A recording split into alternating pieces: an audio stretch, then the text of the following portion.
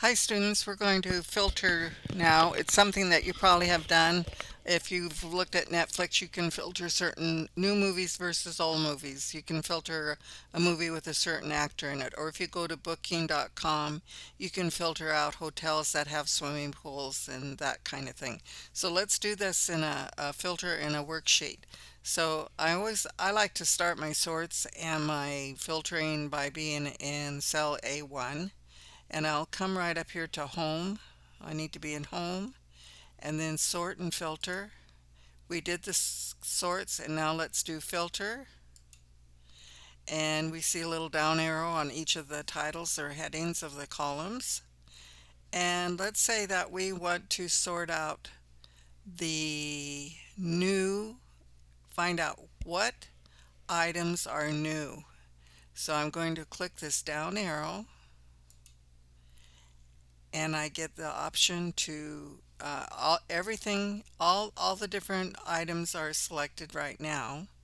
So we're going to click this off, select all, we'll toggle, or if it was selected, if it goes on, it's on, if it's on and you click it, it goes off. So new, and then new with tags. Well, first let's just look at the new ones that we have. Let's say OK, and now I have it filtered out to just new. Okay, well, I want to now add new with tags to it.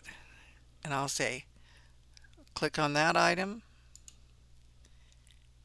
And now I have new with tags. I've got both of those. But actually, slightly used is also pretty good. So let's pick those in there and add those to our filter. Oh, we've got a lot of slightly used and new. Okay, so I just want to see the slightly used now. I want to change that. So I can come in here and I'll take off new with tags, and I just have slightly used. And now I want to clear this filter from condition. I'm done looking at it that way. Let's say I want to filter by contact name. I can click the down arrow and unselect all of them. And let's just look at Kathy J's. And I'll say OK. And I can see that she has 4. Now, let's go back, and can you see that little dot next to the filter? That means that this has been filtered on this column here. So I'm going to take this and I'm going to click back on all of them. Clear filter from contact name, and I'm good.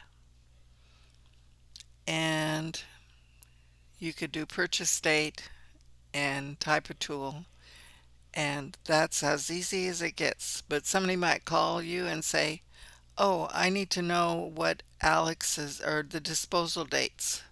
So let's look at disposal dates. We can look at all of the 2022 disposal dates. I'll say OK, and we get this, and we have all the information around it. We have who is their contact, what exactly we're looking at, and we're set. So let me take off the clear filter, and away we go. And that's filtering in a nutshell.